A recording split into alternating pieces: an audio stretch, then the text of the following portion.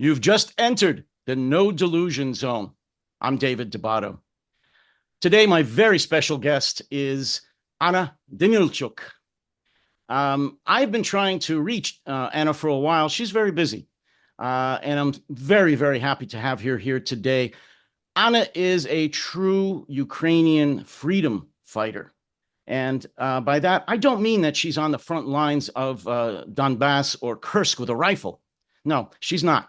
But she is just as much a freedom fighter in her own way for Ukraine against Russian aggression as any Ukrainian soldier, man or woman, who is on the front lines. And I'm going to let her tell her story. But and perhaps I should call her Dr. Anna, because Anna has a PhD and is actually a university professor. But again, I won't get into too much of that now. Again, I'm very happy to have her here. So Anna, welcome to the No Delusion Zone. Thank you so much. I'm really honored to be a part of your beautiful community today and to be able to tell more about my country, Ukraine. Well, you know that my YouTube channel is Anna from Ukraine. It's not very unusual name or very authentic, and it didn't take me long to choose the name. It was done very quickly in March of 2022.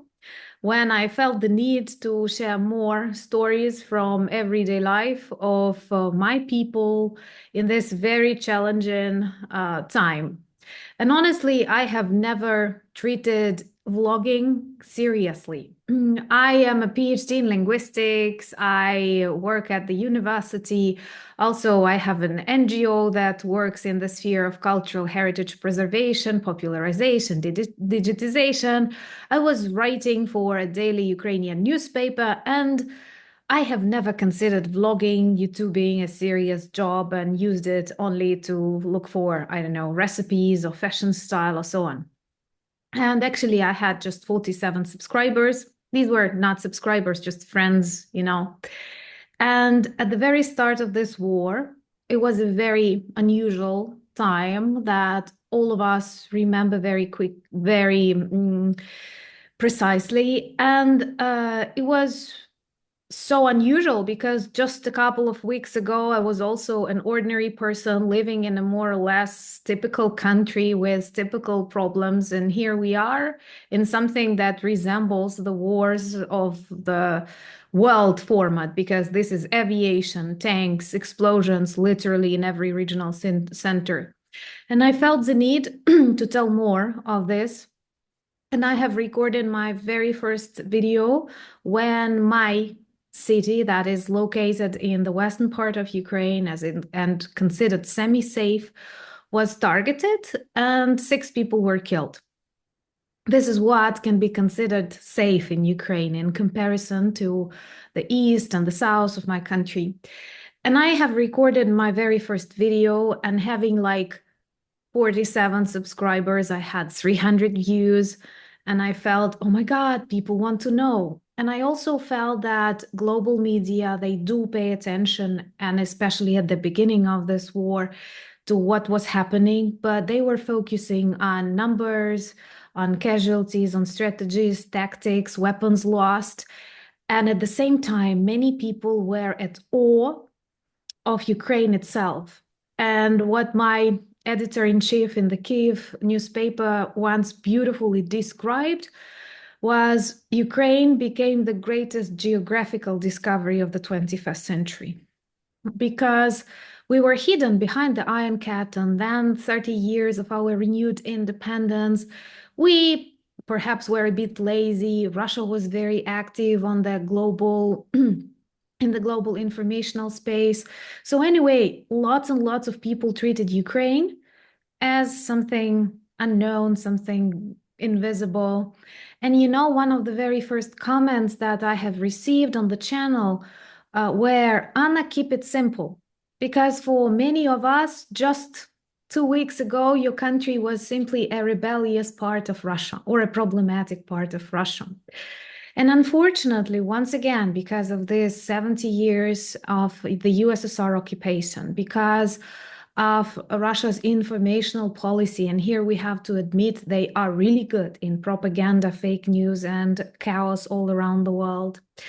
Many had this image. There is no big difference between Russia and, let's say, a dozen of countries in Central and Eastern Europe, which is a great mistake. And this war perhaps gave this feeling that, okay, Ukraine is definitely not Russia, and perhaps many others, ex-Soviet, post-Soviet, if you like this term, countries are very different from what Moscow tries to describe them. And I was, and I'm still very, very grateful to those people who come to the channel, like mine, like yours, like many others, who want to know the real history of Ukraine, something about our people, our language, how we maintain our morale and resilience. So I felt that YouTube and the world in general needs this life stories of ordinary people that can explain more about why aren't we giving up? Where do we get our strength from? And some funny things, some very tragic things, because, the more I live, the more I observe everything, starting from, let's say, school lessons and finishing with really big politics. I realize that everything is very personal. It's always personal. For Putin, it is very personal. For many Russians traumatized by serfdom inside of that dying empire, it's very personal. And to be able to understand and support Ukraine, it also has to be personal. That's why I keep my channel personal, and I'm very, very proud of the community that has grown around it. I never say subscribers, because these are real friends. These are people who give me advice. These are people who support Ukrainians in their countries. These are people who address local representatives, who at least wear t-shirts that remind about war in Ukraine, and all together we make a change. I'm not mentioning various drone find risers and other stuff that really works to neutralize Russia. So I'm actually very, I don't know if it's a correct word to say, humbled, and I'm very grateful that YouTube helped me and many others unite so many people who care about the future of this world. Because I think it's your mission and it's my mission to persuade people it's not about Ukraine. It's not a local conflict, unfortunately. It's not a conflict, some happy people still believe it's about some natural resources in Donbass. No, it's not. If you look at those territories that Russia occupies, there is nothing left on them. Just look at Vovchansko, Mariupol. These cities do not exist anymore. They applied scorched earth policy, not because they want to use it. They simply want to destroy a normal, imperfect, but very alive democracy so close to the borders of Russia. To survive, they need to recreate Soviet Union because the majority of work, resources, innovation was actually coming from Ukraine, the Baltic states. Losing that, they have to continue dissolving from my personal point of view, because such a big territory and extremely diverse, very different, it's unnatural at the moment. But unfortunately, many global decision leaders are very much afraid. If I may just follow up with what you're saying, because I, of course, agree with everything you're saying. As you know, Anna, the narrative for Russia and Ukraine and the former Soviet Union has been led by Russia. It's been a Russia-centric West. The Western scholars, Russian scholars, or the so-called scholars of Eastern Europe and even Ukraine look at your country as well as all of Eastern Europe through Russian lenses, and that's been a huge mistake. Today, still, I would say most people in the United States consider Ukraine to be, like you said, a rebellious section of Russia. And they think this is just a family squabble between Russia. And as you know, Russia still considers Ukraine to be little Russia. That's got to stop. And you're part of that effort to stop that. And I have to say, Anna, that this is an incredibly important education campaign, because today, even most Americans could not find Ukraine on a map, which I find disgraceful. but Americans can't find the neighboring state that they live in on a map either. So that's not that funny, but it's very, very important that they do learn about this.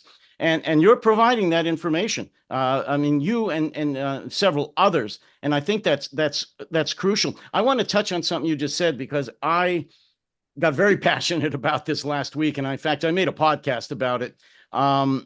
You mentioned Mongolia and Putin's recent trip to Mongolia, where he was warmly embraced by the leaders there, given literally the red carpet treatment, where the honor guard turned out at the airport, and he was just treated like a king. And I made a podcast where Mongolia, and I do a weekly podcast where and excuse the language, where I named the scumbag of the week. And Mongolia was the scumbag of the week, the country of Mongolia, for doing this. And I'm very angry about this, but I agree with everything you said. They probably won't get punished. I hope, though, they do receive a lot of sanctions. I'm doubtful that they will, but we still have to speak about this and get the word out. Following up on that, though, Russian propaganda.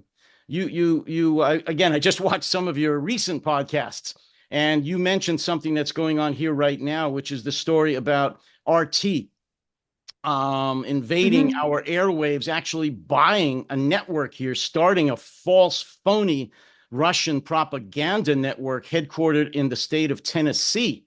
They were recently indicted by the FBI for this. And the I think it's four or five of the broadcasters, the so-called journalists, podcast hosts, claim they knew nothing about it. And of course, they are liars, just as is Putin and RT and all the rest of them. This is a plague. This is a plague. It's going on not just here. Of course, it's going on all over Europe. It's going on in Ukraine. And I have to agree with you again. The Russians are very good at that. That's about all they are good at. So I'll let you get into that, if you will, as well, if you want to mention or talk more about Russian propaganda, because that's a huge topic I want to get into, because aside from the shooting war, the hot war, Russian influence through cyber warfare and propaganda, I think, is by far the most dangerous part of Russian aggression. You are right, and their fakes, their propaganda did really good preparatory work before the start of war in 2014 and before the full-scale invasion in 2022, so that many global leaders who are now our allies actually believe that Kyiv and Ukraine will collapse in 3 days, and like even the weapons that we were supplied with were mainly for this partisan kind of war, not for the defense of the country, but like there was no plan B. Everyone thought Zelensky will flee the country, there will be a government in exile that will perhaps shade out or off in a couple of decades, as it often happens with these governments in exiles. But it turned out to be very different. And once again, all because these fake images that Russia creates. What is really dangerous, David, and that's why I never blame, let's say, Americans or people in France or elsewhere for the lack of knowledge about Ukraine, is that Russian propaganda actually exists and caused this chaos for centuries already. Russia may take different names like Russian Empire, then the Soviet Union, now the Russian Federation, which is not a federation at all if you look at the way they govern the territories, but they simply adapt messages that were previously used to some modern changes, but from the perspective, like when you look at it into this chronology, many of the messages remain unchanged. Russian Empire denied the existence of Ukraine and actually Poland and many other countries, then Soviet Union that believed there and suppressed, and Russian Federation. And what is bad, that there are actually generations of people around the world who grew up on this information, so that your parents, then your children all have similar fakes, and it looks like, okay, we know it's not something that appeared 10 years ago. It's something that my grandfather knew about Ukraine. It's a part of. And that's why it's so dangerous and so difficult to fight, because it's not a propaganda message that expired after 5 years or something. It is with us for centuries, spoiling our life for centuries. I hate it when people who have very poor knowledge about this part of the world start saying NATO provoked, USA provoked, I don't know, aliens provoked this war. Guys, if you look at the history of Ukraine, we have at least 300 years of wars with Russia. I can tell you about Baturin massacre, which happened in the city where my grandparents come from in 1709. I'm sorry, the United States were still shaping at that time. You were too busy to interfere in this conflict. So it goes without saying. Millions of Ukrainians died in times of Holodomor. It happened in the 30s, for example. It is not provoked by anyone else. It's provoked by Russia's imperial character. Their literature is an instrument of propaganda. It's not like Ukrainians deny Russian authors. If we look at one of the most popular Russian writers, Leo Tolstoy, the author of War and Peace, in his famous novel, he describes the world so that literally after on the borders of Germany, where the borders of Germany, Prussia, and Russia starts. Forgetting about like Poland, Ukraine, Czechia, some other countries, they describe this picture of the world. So people who read and love Russian literature and believe that it's true to reality, they also believe, so okay, starting from the eastern side of Germany, all is Russia, but it's not. I do hope after we win, more people will be able to travel to Ukraine and other parts of the Eastern Europe and actually discover lots of really cool and interesting things. That's what keeps us motivated, because like at least I'm sure those who even know very little do feel there is a big difference between the way Ukrainian people fight and act and the way Russians behave and act. And I think actually, like, I'm right now working on a book about Ukraine that could explain my country in a very simple format, like without exaggeration and many details that people around the world do not need. But for me personally, it seems that this huge ideological, psychological divide, like tectonic, is between Ukraine, that is a part of the democratic world where we always stood for freedom, choice. Like, we love to criticize and mock our politicians. We love to change them. We have very active civil society. And then starting from Russia's border, there are more and more authoritarian regimes.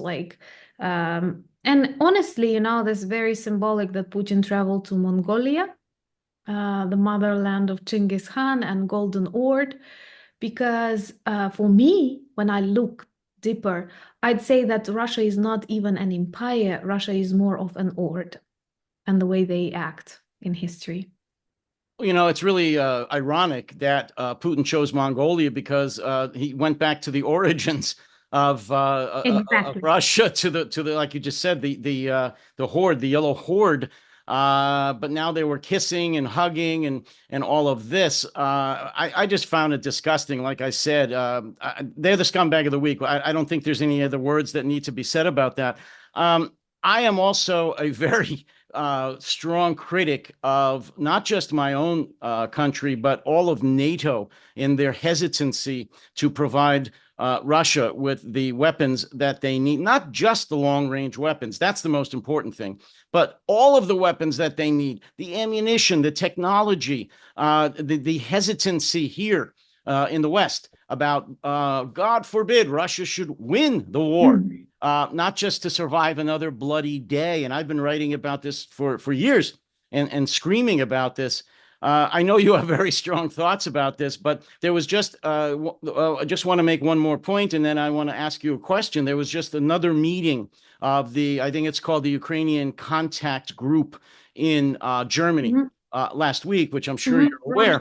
Yeah, absolutely. And our Secretary of Defense, Austin, stated, among other things, that, and I'm paraphrasing, no one capability is going to be decisive in winning this war. And that was a response to President Zelensky, again, asking for long-range weapons that he's been begging for at least 2.5 years. To me, this is an insult. It's condescending. It makes absolutely no sense. If we were attacked by anyone, I don't care if it was Canada, we would reply real quick, real hard with everything that we had. We wouldn't worry about crossing international boundaries. The fact that we are putting this prohibition on Ukraine, to me, is disgusting. It's a betrayal of an ally, and it goes against our national security, Anna, because you're right. If, God forbid, Putin prevails, at least even temporarily, in Ukraine, he's going to go into the Baltics. He's going to go into Georgia. He's going to go into Moldova and probably Poland. This is our national security. We will be pulled in, meaning the United States and NATO. The fact that the administration in my country can't see this is infuriating to me. I come from a military intelligence background, my career, and to me, this is just, it's impossible to process mentally. Having said all that, I'm going to throw that out to you. If you want to talk about that meeting in Germany or just in general, the lack of response of the West in giving Ukraine the tools, when I say tools, the weapons, ammunition, and training that you need to win the war. What the fear of actually defeating Putin is unbelievable. Yeah. Thank you so much for speaking clear and loud in the support of Ukraine in this very weird situation. First of all, I would like to say that we are super grateful for all the support that we get, because that's the reason why we have an ability to continue fighting for our independence. Another important message that I want to tell the people who watch us and maybe doubt: Ukrainians don't want negotiations. Ukrainians don't want to give up. We don't want to give our territories to have war 5 years later. We need to defeat Russia. We need to defeat Putin. We need to see him in prison, and well, then Anna, I have to interject. This is an important point. Why don't you want negotiations specifically right now? Well, it's quite obvious, because we had them for many times with Russia and they never follow their words. Any agreement signed with Russia is not worth the paper on which it is signed. Moreover, what's the reason for this? What is the guarantee for this kind of negotiations? Ukraine doesn't, we need to return all of our territories. That's a full stop, because the fact that in 2014, Russia was not punished for the annexation of Crimea actually inspired this war. Unpunished evil grows. From this, if we look at what Putin's want, he wants more territories, 2 more Ukrainian regions, something like that, Ukraine out of, not in NATO, demilitarized, and so on. So, we didn't want that at the very start of war. Now, after so many sacrifices from the Ukrainian side, and at the same time, after so many new skills, knowledge, tools that we have, we are very motivated to end this war. Knowing its Ukrainian history, many people say that we don't want to pass on this war to future generations. It lasts for centuries already. We want to finish it. Too many sacrifices for it to be frozen and then continue. The only reason why Putin may want negotiations is simply to get what he wants, then to regroup. Iran, China, North Korea will continue supplying them with more, and then they will continue. If he remained the president of Russia and treated not as a war criminal with an international criminal court warrant and witnessing crimes in Mariupol, Bucha, what kind of planet that is? Of course, if he takes over Ukraine, and I'm not going to frighten you, he will continue going further. It will be Moldova, the Baltics. Where will he get soldiers? Well, first of all, he has 140 million people in his country, and then people on the occupied territories under torture, under the threat that their children will be taken to Russia and change their identities and so on. They mobilize people to army. They don't do it like we in Ukraine or in the US. They do it by force. And then with this Ukrainian prisoners, they will start fighting in other countries, even with maybe the weapons and so on. That's why it's so important to stop them, because the plan, of course, is not just Ukraine. And the fact that so many Russian drones travel, to Poland, to Romania, to Latvia, they are testing. And what makes me super angry, and I can be very emotional, when some people still try to explain that shooting down Russian drone on the territory of their own country is an escalation. How is it possible? I'm trying to illustrate. Just imagine for a second that the US drone crosses accidentally the border with Canada. What will Canada do? Canada will shoot it down. Will it be a reason for war? No, perhaps the United States will say, oh, we are so sorry, we did not want it. I don't know how did it happen. Please forgive us, blah, blah, blah. And here, people, for example, I hear a lot of such arguments, for example, from Poland officials that if we shoot down Russian drone on the territory of Poland, that's an escalation. That's a weakness. They are doing it intentionally. You have foreign weapons that can cause trouble, I don't know, set on fire a house in a borderline region. I'm not even saying about protecting Ukrainian territories. You know how bad it feels when, once again, in Poland, a missile was for 39 seconds. And one of the very first comments, Russian missile, they said, we did not shoot it down because we knew it will be back to Ukraine. It's turned, they can make, okay. And then people say, we will help you rebuild. Okay, but it's much better not to destroy. And we can rebuild the cities. We cannot rebuild human lives. Every delay, like when we were waiting for the supplies, like for 6 months, some people say, well, it was frozen. You've lost some parts of territory. Maybe it was difficult. Yes, but it's not about months. It's not even about meters or kilometers of the territory. You cannot imagine how many lives were lost because they did not have the supplies to fight back. And it contributes to many things. And after this beautiful special military operation to Kursk, when Ukrainian army was using, let's say, tanks of our foreign partners, like real tanks crossing real Russian border, it looks absurd that we're not allowed to use these missiles from a foreign, let's say, producers. I loved an explanation of one of German politicians who said, like, okay, these are German tanks, but the moment we give them to Ukraine, they are Ukrainian. And the way Ukrainians want them to use, it's up to them. And it's just like me, I don't know, winning a championship in Nike. It does not mean that that's the victory of Nike. That's the victory of me, because someone wearing the same sneakers. And what makes me super angry is that actually this discourse of escalation, let's not do that because Russia will do that, first comes not from the Russian side, but from the leaders of the democratic world who provide these ideas, and then Lavrov and Putin repeat them. We are handcuffing ourselves. We are handcuffing ourselves. Yeah. We are defeating ourselves. Yeah, and it's insane because once again, no one was saying, okay, and now we hope, we pray that Ukraine will get this permission to use long-range missiles. But this may happen only because Iran gave lots of ballistic missiles to Russia. So we are once again one step back. To win the war, we need to be one step ahead of them. I so much hope that there will be enough will to become to lead this war, to let us decide and not wait what Russia does and respond. Because if we simply look at this let's watch what happens. Like we had before war, we had 40 million people in general. Now lots fled the country, women among them, like children, elderly in general.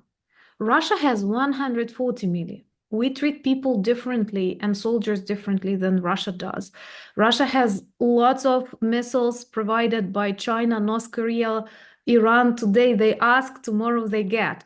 So if we choose this exhaustion approach, like, of course, we will end sooner. It's obvious. So the only way for us to win and to stop this evil from expanding and inspiring China, Iran, chaos is very contagious. So the only way is actually to use more advanced technologies, better, I don't know, better aircraft, better missiles, better radio electronics, and all the things that we need. And we need a lot of that. And I can tell you, I try not to think about that. I was recently on a business trip coming back from Poland to Ukraine. And on that airfield where I landed, they have lots of Patriot systems, like around the airfield. And it's normal, it's visible. It's not like, I'm not saying the location, but many airfields have protection with Patriot systems. And perhaps they had more Patriots around that airfield that we have in all of Ukraine. Well, you mentioned And Germany and German tanks, Anna. I have to say this because I just made a podcast about that issue. Olaf Scholz. Yes, they allowed you to use the German tanks any way that you wanted, which is terrific. And I have to say, Germany has contributed more support for Ukraine than any other NATO country, except for the United States. But in Europe, they're the number one supplier of aid to Ukraine. However, as you're aware, they just made an announcement that starting with the next fiscal year, they are cutting the support for Ukraine by 50%. And I just read today, I think, maybe yesterday, that 50% was probably going to be cut even more. And I have to say, and I'd like your thoughts on this. I've written articles and I've made podcasts about Germany, about the issue of Germany and Ukrainian support. I personally believe, from Olaf Scholz on down, that many of the most senior leaders in Germany, and definitely many of the senior civilian leaders in Germany, have very strong business interests in Russia. That's not a secret. They have for many, many years. I happen to believe that that's a big reason why this is happening. Also, that's not the only reason. I'm sorry, they're cowards. Obviously, what happened in World War II is a trauma that they've been carrying for 80 years. They're a pacifistic country, and they still cannot bring themselves to dealing with Russian aggression. They just can't. And Olaf Scholz is a very weak leader. If he would just speak to the German people and honestly tell them the danger that is approaching with Russian aggression, he might be able to actually do a Zeitenwende, which is not happening right now. It's I call it Ambitionwende, just a little change, because he hasn't talked to the German people. He wants to hide the war, that there is no war. There's no war in Europe. Forget it. And so anyway, my point is, Germans, from the public leaders, officials, elected officials, to the business officials, are tied to Russia. And until that business relationship is totally severed, I believe they're not going to up their support for Ukraine. And now with the recent elections, voting in the AfD and the BSW, the far left and the far right in Eastern Germany, I believe the support's even going to have a more difficult time in the near future. Your thoughts? thank you so much.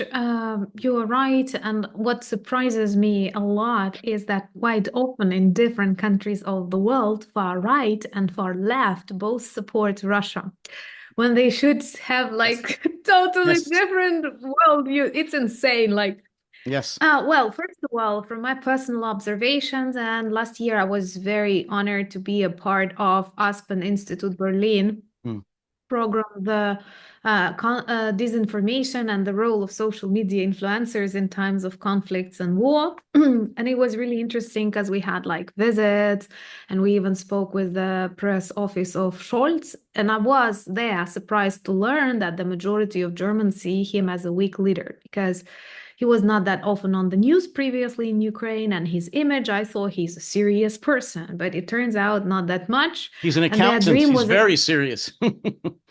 But they were saying that their dream is to work with Zelensky or Zelensky likes that person because, no, well, this is a communications office. They want photos, they want fun. So anyway, but it was interesting to communicate with Germans. And one of the interesting thoughts that I have never heard before was expressed that it's very complex and very difficult to speak about weapons in Germany because three generations have three totally different opinions.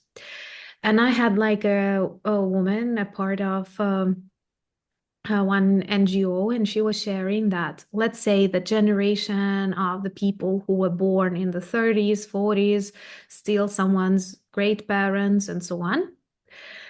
They said, okay, they have demilitarized them, but not all of them have totally changed their thoughts to the past of Germany. And they were quite right, they were quite conservative, and they were quite hiding some of their thoughts. Then they say the generation of the parents, starting from 50s up to 70s, they are very pacifist. They are brought out with the feeling of guilt. They are very grateful to Russia. And by the way, it is actually magical how the world achieved this kind of result, like totally. And then they have this new generation, 80s, 90s, who realize the world is in great trouble and they are for weapons and the support of Ukraine. So they say literally in one family, you may have three people with very different views on the world structure, politics, and so on. And I think, unfortunately, politicians try to include all of the opinions. Sometimes my beautiful friend subscribers even tell me, like, don't pay attention to the words of our prime minister. He's a good guy. He will support Ukraine. He needs to say that for some crazy internal groups because he's collecting voices for elections. But later, it's insane. But that's politics. I personally, of course, blame Angela Merkel. We have lots of other politicians who she personally introduced Putin to the world of this big international politics. Yes. And he chose this attitude that, okay, he's a little bit bad. Maybe he's too harsh, but let's appease him and everything will be fine. And some observers in Germany often say that she was trying to persuade German business and people that it's better to make business with Russia than they will behave, so that we will have instruments how to control them, and the closer our business cultural ties with them, the better. But it's Russia. Russia is violent. Russia is irrational, and every sign of tolerance and understanding is treated by Russians as weakness. They mock it, they disrespect it. So, for example, here in Ukraine, everyone knew that after Nord Stream finished, Nord Stream 2, Putin will be ready to destroy Ukraine's infrastructure. He won't need it anymore. And people were shouting about that. People were attracting attention.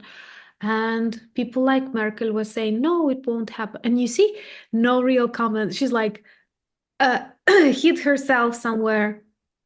No comments, no responsibility, nothing. And that's sad.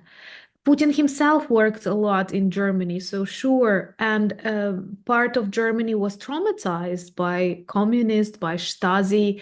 And unfortunately, these networks, they exist really long and they have connections and they have influences. So it's all in business, in politics, it's everywhere. And one more reason that I've learned from other YouTubers actually may be that Germany is like all of the European Union coordinates its work with the United States, because like the NATO troops and so on will be, in case of need, will be coordinated from the United States. But many countries, nuclear countries, nuclear powers, France have their nuclear weapons and Germany does not. And so they want to be like super synchronized with what the US decides, because in case of need, it is the United States that must protect Germany. And that's why, for example, they do not give any like initiatives or something like that. But in general, what is really bad, to sum it all up, is that from one point of view, I do like living in a tolerant, very slow world where it takes some time for a decision and we have to discuss and like quarrel in a productive way to design a better solution. But unfortunately, Russia uses democracy to harm democracy. And that's why they, at the very beginning of war, they were trying to equate like Russia and Ukraine, both are victims, like, no, this is a very different kind of tragedies that we go through on a daily basis in comparison to the Russian population that may be sanctioned or dissatisfied. It's called a false equivalency, and it's the same thing that the far right here in America practices every single day. The MAGA people, the Trump people, they try to equate what the Democrats may say. And I'm an independent. I'm not a political party person, but the Republicans, the MAGA, the strong far right, try to equate what Democrats say to the violence that the Republicans practice. And I think it's similar to what you're saying about the what Russians say about Ukraine. Angela Merkel, as you probably know, came from Eastern Germany. She was born and raised in the DDR, the Deutsche Demokratische Republik, which was the East Germany. So she's very familiar with that system. Many East Germans, for some crazy amnesia reason, have fond nostalgic memories of communist East Germany, which is why they won the elections this past weekend in Eastern Germany. The socialists, a party that started in communist East Germany, and it's really crazy. Germany, I lived in Germany a couple of times, and I've been there many times. It's a schizophrenic culture because of the war, of course. What happened to them was just an incredible tragedy, trauma that they are still, as a nation, suffering. So you described it very well. 3 generations in one family have sometimes 3 completely different outlooks on both Germany and war, on militarism, on supporting Ukraine, on the world. And so I don't know what's going to happen with Germany right now. I put them in the same category as the United States, meaning after the next election, I don't know what the heck's going to happen, but Germany's got some problems. France has some problems, but so does a lot of countries because of Russian interference, because of Russia's far right groups infiltrating European political groups. You're right. Russians are very professional in informational warfare. They are not that primitive as some films may depict them. They are very attentive, observing the problems in our countries, and every country has problems. That's normal, but they exaggerate these problems. They create various groups of influence, starting from Facebook pages and finishing with real work in political parties, in media, as you mentioned, RT in Tennessee. And I am sure that like 50% of some serious troubles and chaotic movements that appear all over the world are Russia funded and Russia supported. Why? They can actually support 2 different like things, like very far right and very far left, because their task is create this chaos. And when your country is burning, you won't be able to care for the world order and so on. So by defeating Russia in Ukraine, you are actually protecting the United States, France, and Germany from lots of conflicts that you thought were not Russia provoked. And Anna, that's what our leaders, when I say our leaders, the West, not just the United States, that's where our leaders are failing our people so dramatically. They're not making the case you just made, that Ukraine, the future of Ukraine is our future, that our national security in the West depends on Ukraine defeating Russia. This is not an inter-country conflict. This is not a territorial conflict. This is not a conflict between 2 brotherly Slavic nations. This is an existential conflict where if Putin wins, the West is going to be invaded. He will try to resurrect the Russian Empire. We will be in World War III. And our leaders, from Scholz to Biden to Macron, are not making that case to their people. And I find that to be a very dangerous disgrace. Yeah, and that's a tendency. Once again, during that Aspen project, I remember talking to fact-checking organizations that are very popular.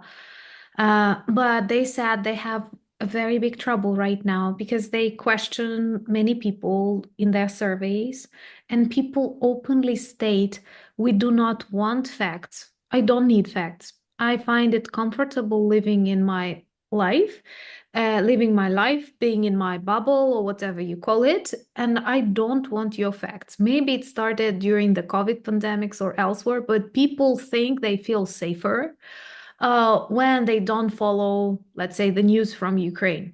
And that's why I'm very grateful to those who choose to follow, because this period during which you can be hiding is actually very short. It's just like with a dangerous disease.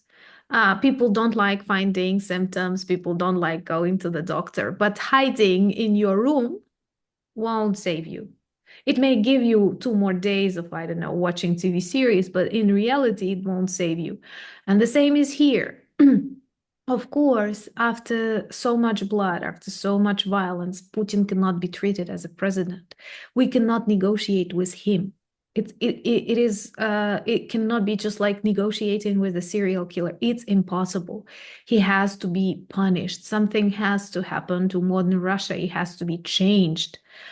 And that's the plan.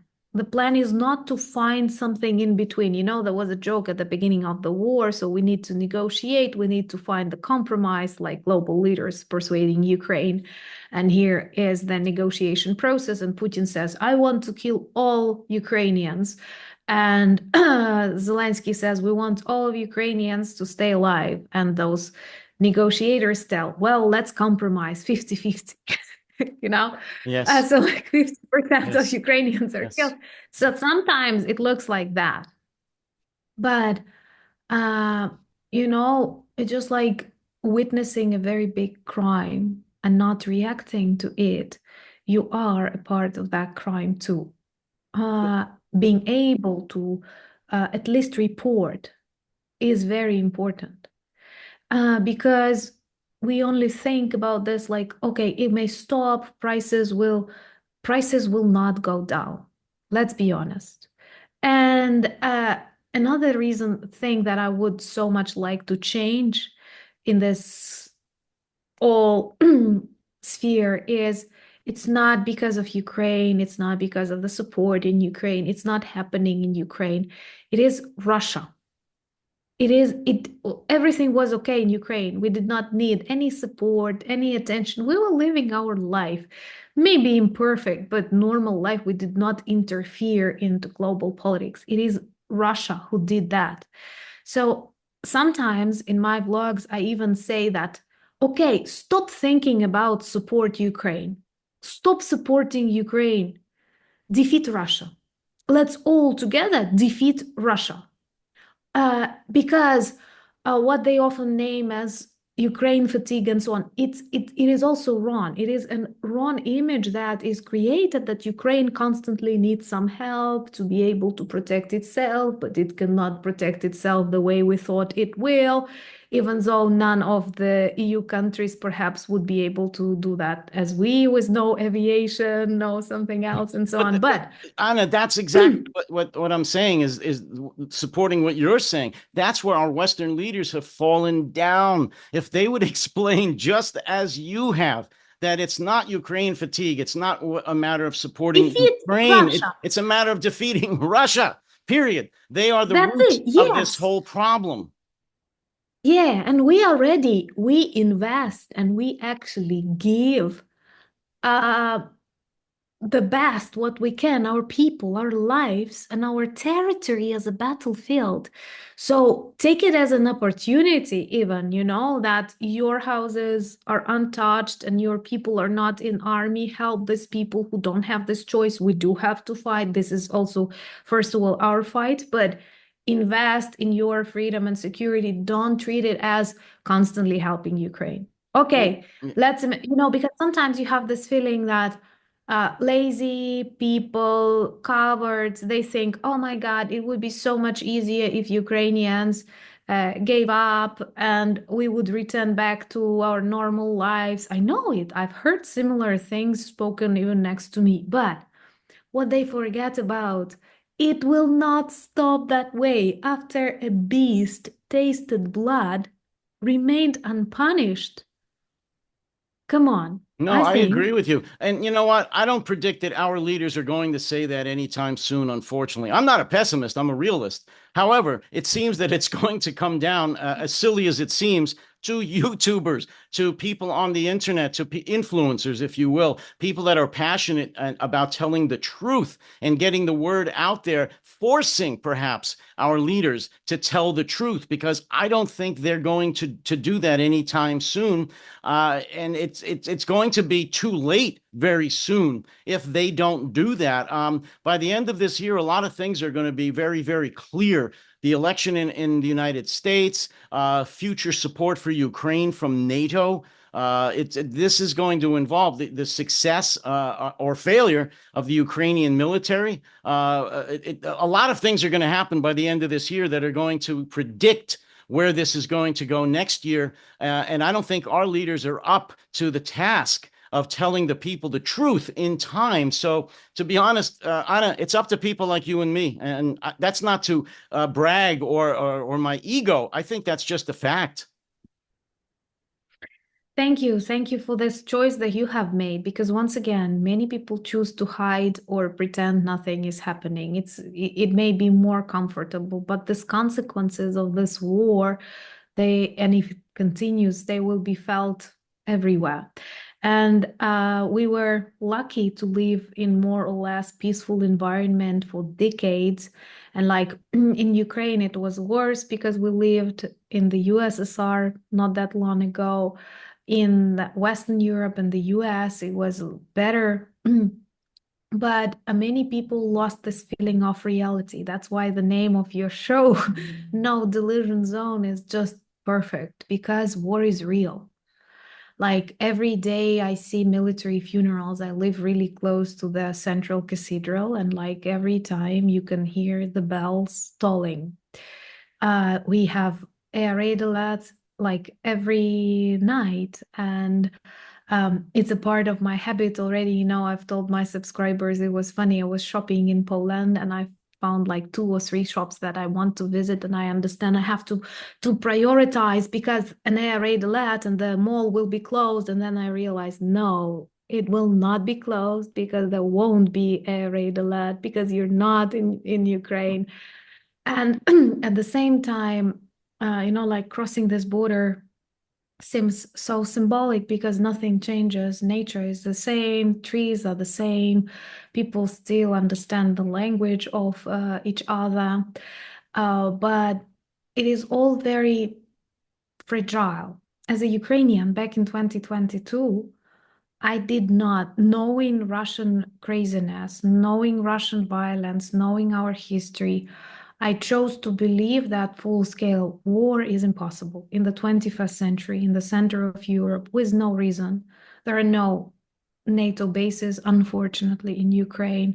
There are no biolaboratories, There was no reason to attack us. Now, Russia has a longer border with NATO, Finland, Sweden. Congratulations. But I thought it's irrational, it's crazy. I could not imagine, like bombers flying in skies. I was just normal as you are. Like it was not a part of my vision of my future. And it happened just at dawn. It happened everywhere. Like you were reading the news and you were hearing explosions in your own streets. It happens really fast. And please don't let your normalcy bias and your lazy, cowardly politicians deceive you. Because Russia is violent, Russia is irrational, and Russia needs war. Russia does not need peace. Russia is very poor, miserable. They do not focus on their internal problems. They never speak about them. Have you noticed Kursk operation? Putin does not analyze any troubles, any mistakes. They pretend, no, everything is okay. It is even better than it was before. Everything's So, going according to plan, don't you know? yeah. So please never judge actions of Russia based on your normal Western psychology. We know this beast and it has to be defeated if we want to return back to normal living. Otherwise, it is just a pause before a bigger war. I think that's a good place to leave this discussion today. I couldn't have said it any better. Anna, Russia needs to be totally defeated. The current regime needs to be replaced, and not with a similar regime. Russia needs to be dismantled from top to bottom. They've had 8 centuries of just horror shows, and it's going to take a while to do that. I predict it's going to be generations, unless they are militarily destroyed with a scorched earth type of a situation. It's going to take generations to change the Russian mindset, the mysterious Russian soul, which I just did a podcast on. That's not going to change overnight. It's going to have to be forced on them. And I, for one, to follow up what you said, I'm never going to stop. I'm just not. And it's even dangerous for me sometimes. I get personal attacks for the way I feel. It's too bad. It is what it is. And I will never stop supporting Ukraine, and I will never stop saying that Russia has to be defeated. And the world needs a new democratic Russia, however long that takes. And I'd like to leave it on that note. And if you have any final words, please do. Well, thank you so much for all that you are doing. It's our duty. And it is actually very, very important for the survival of the world that we love so much. And we have to be ready to work hard because, once again, Russia did not have a period, a democratic period in its history where you can describe it was just like really trying to become a healthy society. And that's why all people who choose to observe are making a mistake. And after Russia is defeated, much work has to be done with its population to make it society, or many societies in other democratic countries. But stop being afraid of the dissolution of Russia, because what can be worse than Putin with nuclear weapons at this moment? And if the process of the dissolution is controlled, nothing bad will happen. Trust me, we were advised not to get out of the USSR, and we wanted this, and we are much happier. You know, like every Ukrainian is happier to be Ukrainian, even in the cities that are bombed, than a Russian in Russia. Anna, thank you for joining me on the No Delusion Zone today. I very much enjoyed our discussion, and I'd like to ask you back in the future and do this again. Thank you so much. It's an honor. Take care of yourself. And as I always tell people, take care and, most importantly, stay sane. Thank you so much. It's difficult, but no delusion zone here.